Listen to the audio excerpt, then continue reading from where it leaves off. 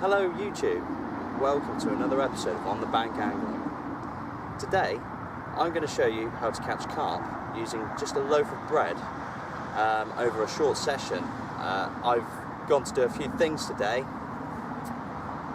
and I've got them sorted, and I've not got enough time for a full day on the bank, so I'm going to try and catch a fish in a couple of hours. Just, you know, I'm having a bit of a mess about. I've come to Sampford Peverell on the Exeter District water to fish the top pond, which is the far side of the railway, and I've seen quite a few fish moving about in the margins, small carp, nothing bigger than say double figures. There was a mirror of around £14 in one of the swims over the far side.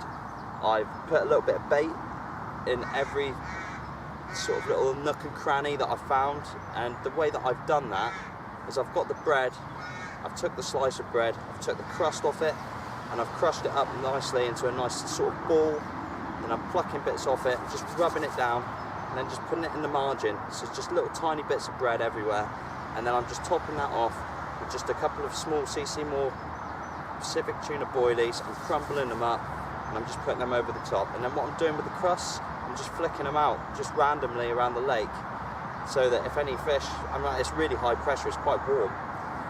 Nothing's actually been down on the bait that I put out in the last sort of 15-20 minutes. I'm going to give it another sort of 10 minutes before I start walking around and seeing if I can find anything. But there are fish taking off the top. Let's just see if I can get that on camera there.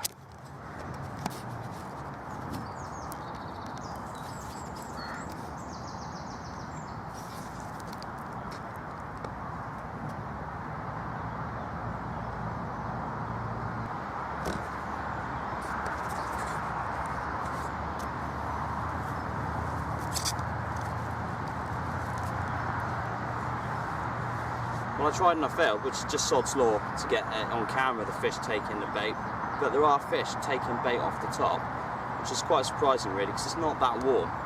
Even though the sun is making it warm, it's still spring. So another ones just took there while I turned around.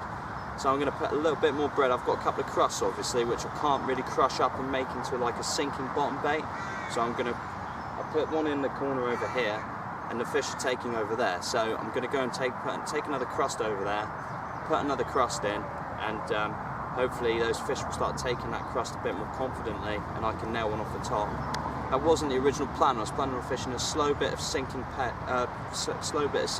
flake, just letting it sink down amongst fish that were taking bait off the bottom. But with it being so high pressure, they're just drifting over the top of it. But they are taking on the top. So, you know, you've got to adapt to your situation. I've brought nothing with me other than a rod, reel, unhooking mat, set of scales, and a packet of size 6/4 wide gape hooks, with the intention of free lining. So with the intention of free lining a piece of flake. And the reason that I'm struggling with words right now is because fish are just taking bread off the top that I've thrown in everywhere. So without further ado, I'm going to try and nail one for the cameras, because I'm feeling pretty confident for a bite.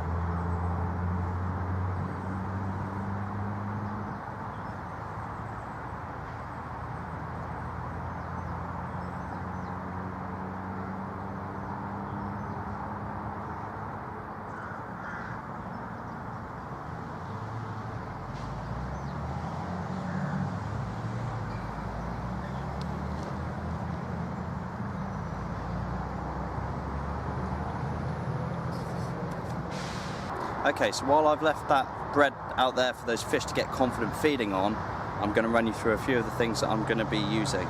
So the first thing that I've got is I've got 10-pound line, fish straight through to a size 6 hook. Now 6 seems like a big hook, but when you're fishing bread, you're going to be fishing quite a big piece of bait, and you want that fish, if that fish nails that bait, you want to be able to nail it, you want to have it on the end of your line, so a big hook is a must. This is a 1/4 wide gape X with the barb crushed down, and you just need to nick on a very small piece of bread. So if you get a piece of bread like this, tear it about 1 inch like this, and then keep the end of the bit of bread there. Then get your hook, put your hook into a piece of crust like so. Pull your line semi-tight, and then just mould the bread around the line like this. Now it'll only last sort of 3 or 4 casts, but by then you'd be putting a fresh piece of bread on anyway. The other way to do it is obviously with a piece of flake. You don't have the piece of crust, just mould the bread around the line and just leave the fluffy bit on the end to give it that nice enticing waft as it goes down.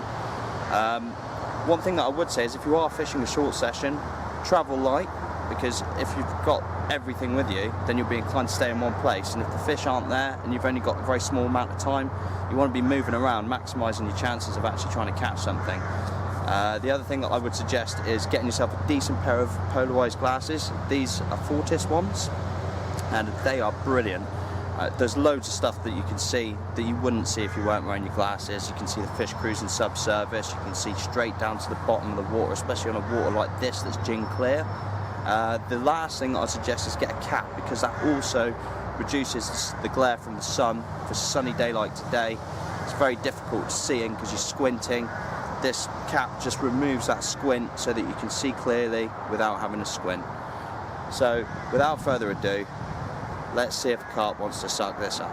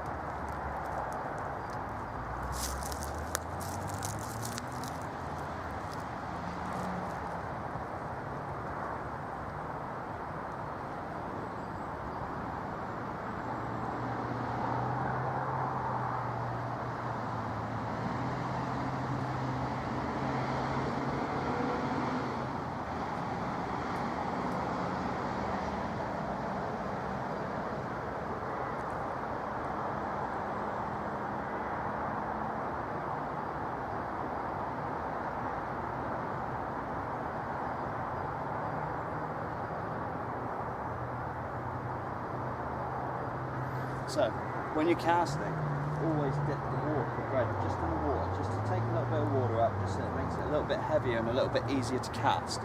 And always set your clutch quite light when you're floater fishing as well, because if you get a take and the fish bolts, it can often be quite explosive and you don't want to go snapping up and losing that fish.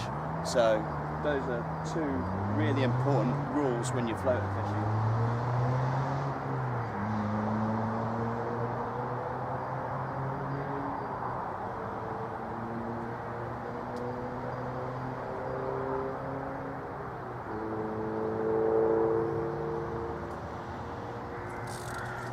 That's how instant it is. Keeping the pressure on, but you keep it away from that slide. Some of the small fish will go a bit. Just going to keep it well away. Just tighten the clutch up now.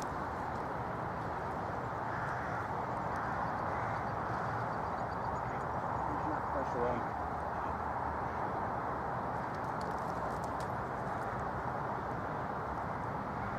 We're bringing that up snap.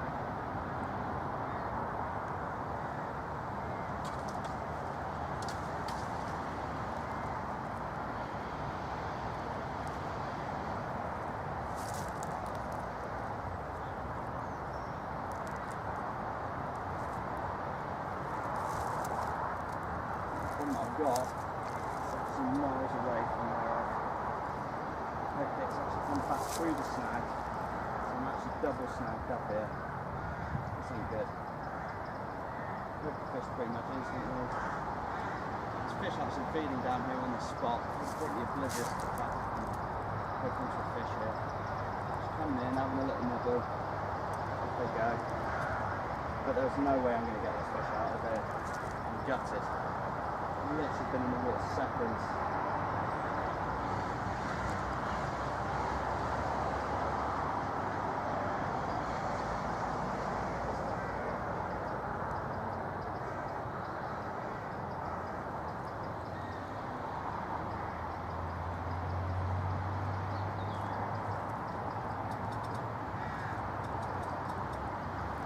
Damn it!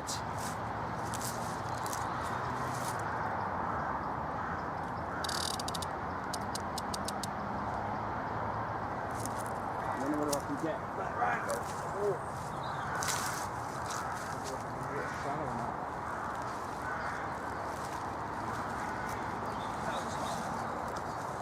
Some lights to that.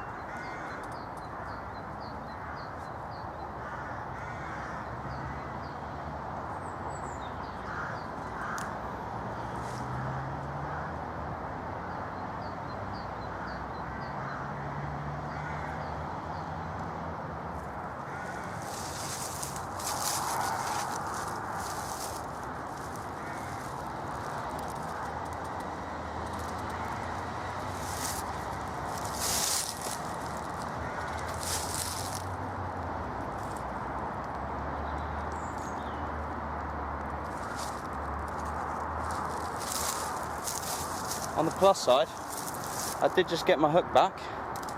Obviously just nailed it and left it in the snag, and it's still sharp. So I'm going to run my fingers along the line, feel if there's any breakages in the line or any bits that are a bit like grated. And if it still feels fine, which it does, then I'm going to carry on using it. Hopefully, second time I won't have that problem. So I'm going to go back in for round 2 now. I left my bread over the other side. So, just got to dip it just to get that little bit of extra weight. And just softly cast it. Don't need to cast hard.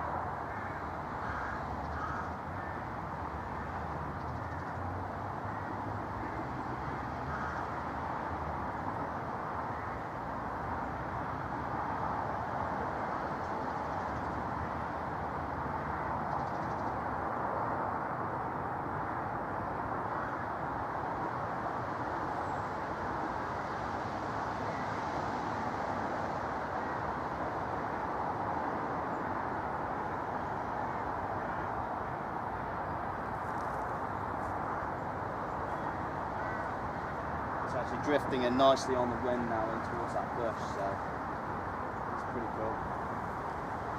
Wind's just taking up the bow in the line, and turn and make the bait follow round.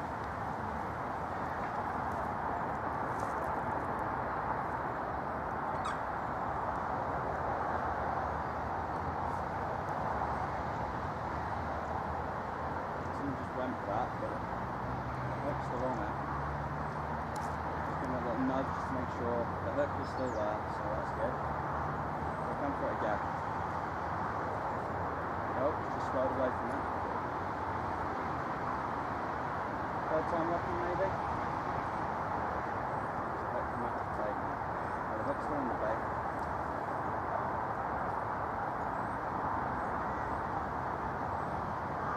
The closer it gets to that bush, the more confident they'll be.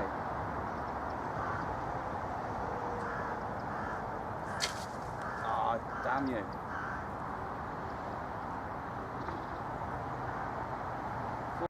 So, I was literally just fishing a bit of bread over there. You know, I had that mistake. I wound in putting a new piece of bread on.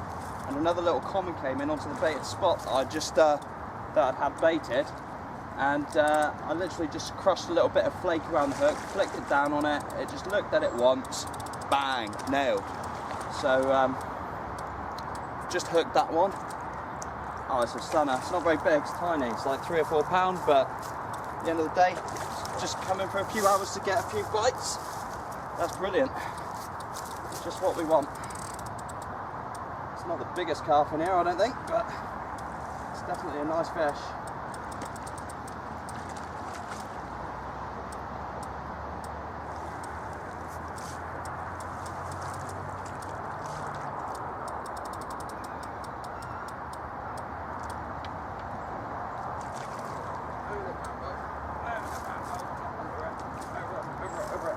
Yep. Come on. Scrappy little bugger.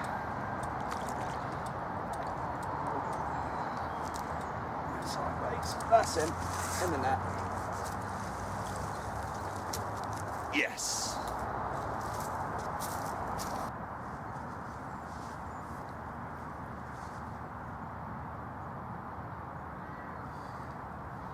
So there we go. The first stay still. The first fish that I've caught from out of Sampford Peverell, little carp of about 5 or 6 pounds. Hopefully, once we split this little bad boy back, we can have a couple more. But it just goes to show that if you've just got a couple of hours and you've got the rod in the car, getting a bend in it, even with a small fish like this, is better than, you know, not getting a bend in it. So, strongly urge you have a go at this method of fishing. Let's get this little corker back.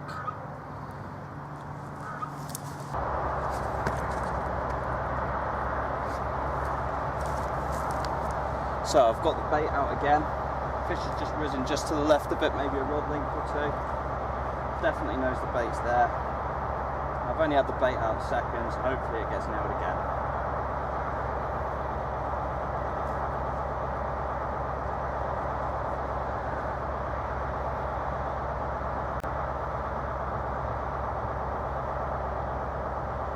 This is exciting stuff. There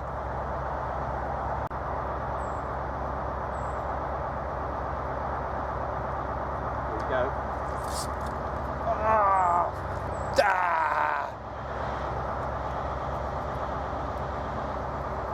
That was a ghosty as well. Didn't like a bad fish. Damn it.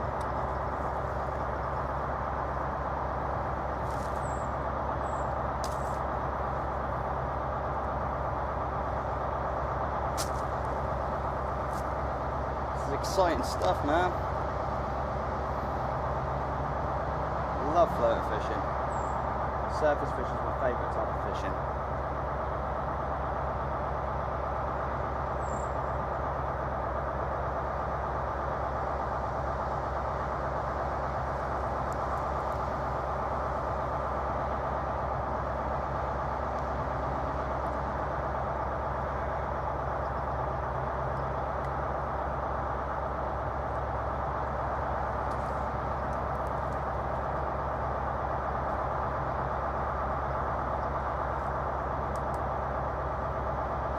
Drag up slightly because it was a bit loose last time. I got fished too much now. Normally, oh, it's fish coming up for now. No, it's just going straight past it. It's coming for it. It's just nibble, nibble, nibble. It's going to nail it. It's going to nail it. Come on, baby. It's a little net.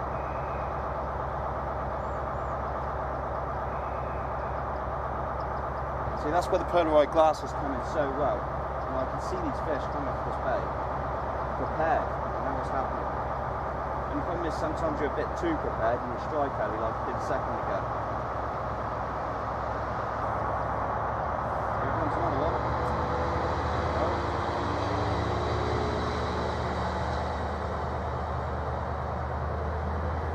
To be fair, that one didn't look very big.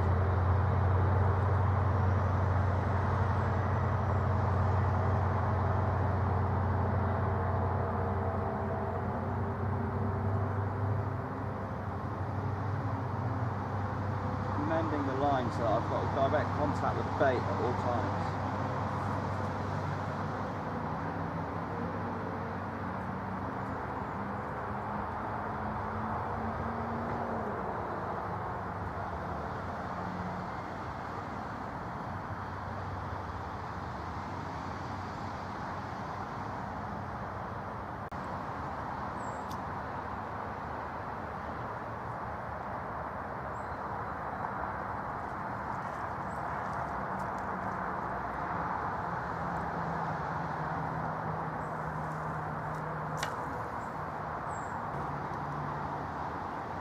That's a bite.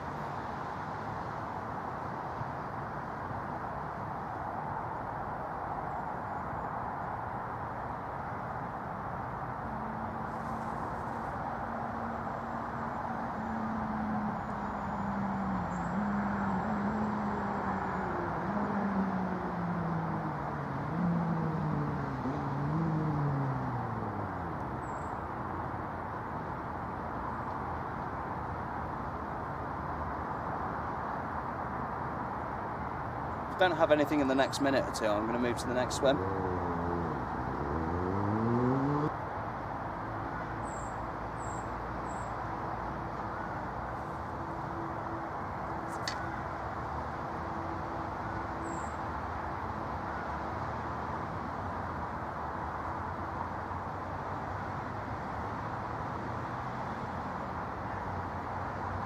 That bread will get nailed now, I bet you. Always does.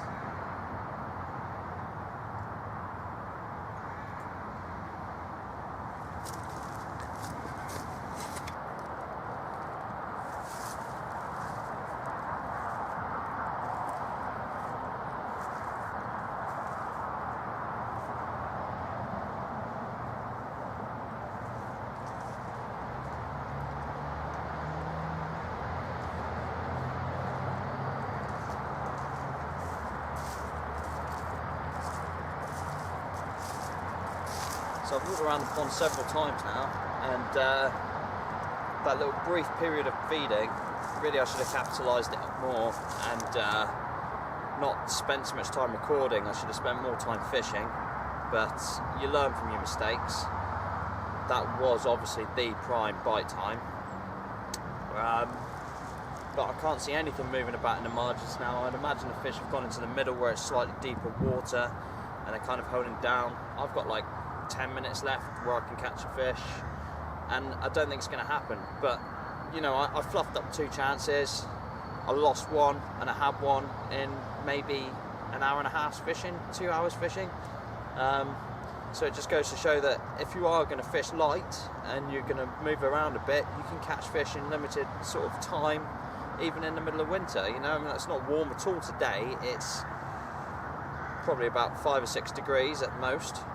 But the fish were still more than willing to feed if you could find them, and if you could just put something nice and tasty like a big bit of white bread flake just in front of their nose, they'll have it. So I'm going to go over to the other side. I've baited another couple of spots and I'm going to fish them for maybe 20 minutes, half an hour, see if I can pick something up off those, but we'll have to see how we get on.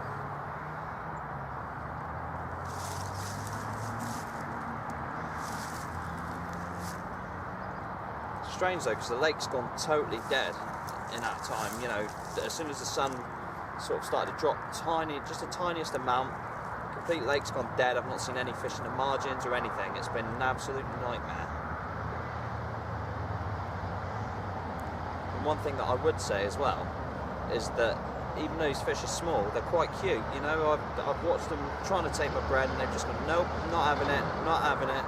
And it's quite fun to watch that happening, because these fish, even though they're small, they're probably quite old. They've been stocked a long time ago, and to sort of see that it just gives you that little bit of an idea of where you're going wrong and how you can improve. You just tweak yourself up a little bit, maybe a smaller hook, that kind of thing. In this instance, I only brought 1 packet of size 6 hooks with me, so I couldn't actually do anything.